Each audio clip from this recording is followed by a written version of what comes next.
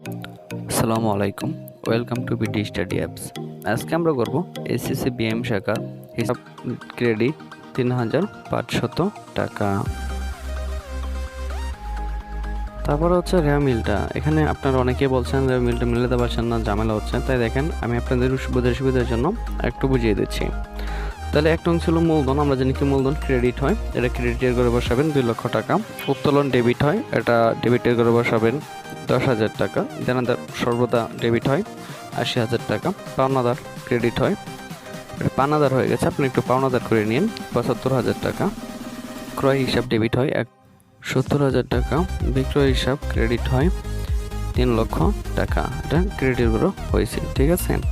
যেটা ডেবিটের করে হবে সেটা ডেবিটের করে লিখে দেবেন, যেটা ক্রেডিট হবে সেটা ক্রেডিটের করে লিখে দেবেন, তাহলেই একদম এটার সাথে পরেরটা মিলে যাবে।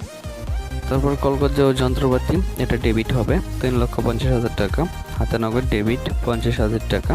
ডাক ও তার, এটা এক ধরনের খরচ, তাই ডেবিট হবে ৫,০০০ টাকা। বিজ্ঞাপন খরচ, এটা হবে ২০,০০০ টাকা ডেবিটের করে। তারপর হচ্ছে ব্যাট চলতি হিসাব, হ্যাঁ, এটা আপনি ক্রেডিটের করে লিখতে হবে ১ লক্ষ টাকা। উপবার ক্রেডিট ৪৫,০০০ টাকা। প্রভিডেন্ট ফান্ড ক্রেডিট ১ লক্ষ টাকা।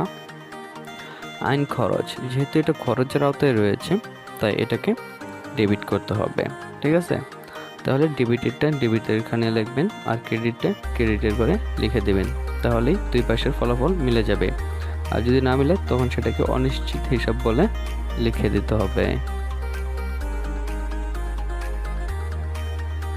তারপর প্রারম্ভিক মজুদ পণ্য ডেবিট ৭০,০০০ টাকা। আয়কর ডেবিট ৩০,০০০ টাকা। রপ্তানি শুল্ক ১৮,০০০ টাকা, এগুলো খরচ, তাই এগুলো ডেবিট হবে, হ্যাঁ।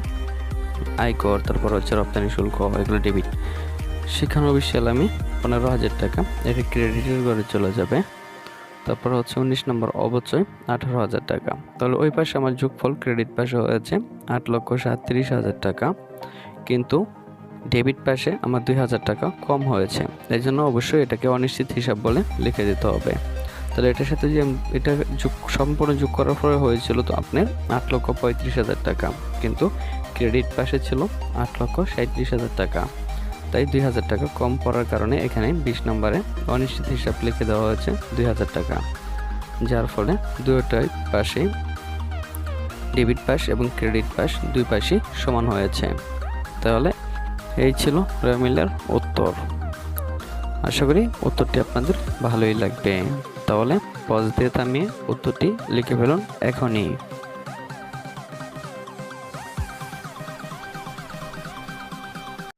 তারপরে চলুন আপনাদের নবদান বইটি একটু দেখে নেওয়া যাক, যার সমাধান আমি আগেও দিয়েছিলাম, হয়তো প্রশ্ন ভুল পাওয়ার কারণে উত্তরটা একটু ভুল হয়েছিল।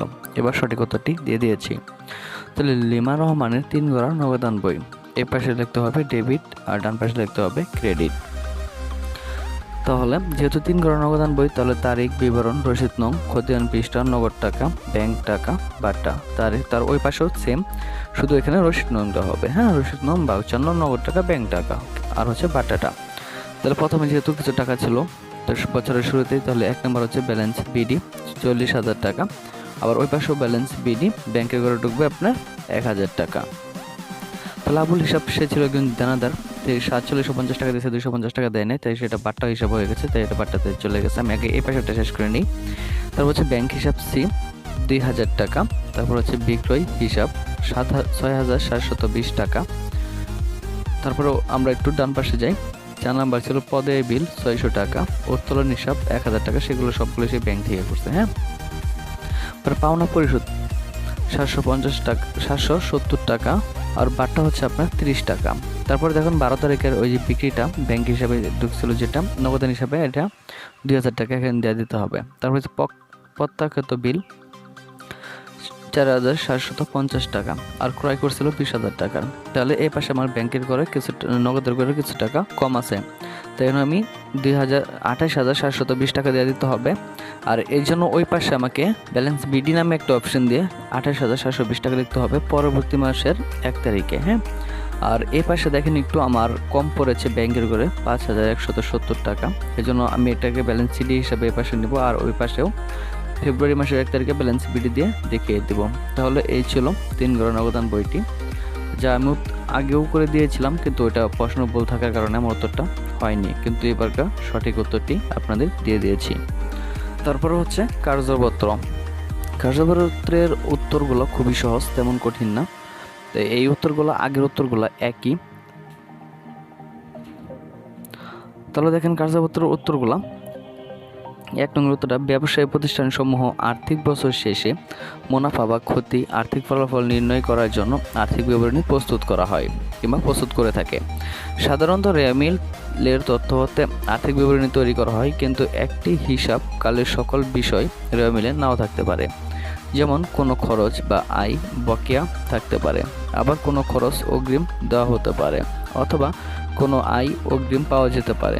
আর এই সকল বিষয়ে যথাযথ হিসাব রাখার জন্য সমন্বয় দাখিলার প্রয়োজন হয়। সমন্বয় দাখিলার মাধ্যমে হিসাব বছরের সাথে সংশ্লিষ্ট অথচ হিসাবভুক্ত হয়নি অথবা বিগত বা পরবর্তী বছরের আর্থিক কার্যাবলীর সাথে জড়িত অথচ চলতি হিসাবকালের অন্তর্ভুক্ত আছে এমন সকল লেনদেনকে লিপিবদ্ধ করা হয়।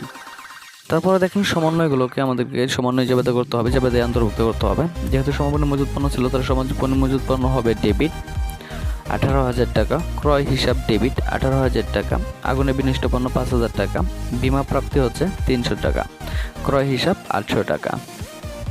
তারপরে খ হচ্ছে বিক্রয় হিসাব ডেবিট, ক্রয় হিসাব ক্রেডিট। তো গ হচ্ছে বিমা খরচ হিসাব ডেবিট, অগ্রিম বিমা খরচ ক্রেডিট কিংবা অগ্রিম বিমা ক্রেডিট। বিলম্বিত বিজ্ঞাপন হিসাব ডেবিট, বিজ্ঞাপন খরচ হিসাব ক্রেডিট। তারপর হচ্ছে নাম্বার প্রাপ্য হিসাব ডেবিট, অনাদায়ী প্রাপ্য হিসাব ক্রেডিট। বাট্টা সঞ্চিত হিসাব ডেবিট, প্রদেয় বাট্টা সঞ্চিত হিসাব ক্রেডিট। হ্যাঁ, 6 নম্বর হচ্ছে উপভাড়া হিসাব ডেবিট, অগ্রিম উপভাড়া হিসাব ক্রেডিট।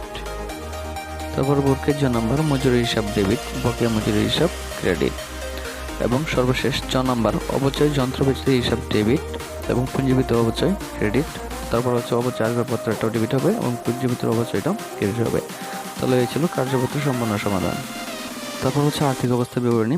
পূর্বে আপনারা একটা প্রশ্ন করেছিলেন যে আর্থিক অবস্থা বিবরণীটা আপনারা অনেকেই বুঝেননি, সেজন্য আজকে আমি আবার বুঝিয়ে রিপিট করে দিচ্ছি।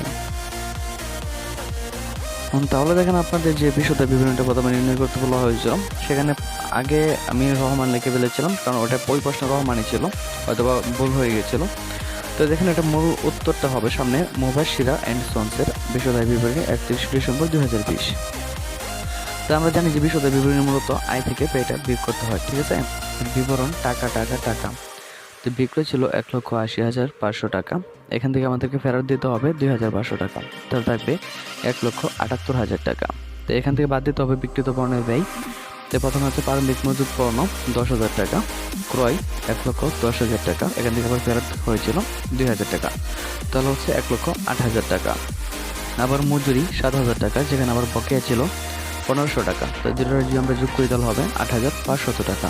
আমদানি শুল্ক 4,500 টাকা, যদি আমরা যোগ করি তার টোটাল দাঁড়াচ্ছে 1,31,000 টাকা।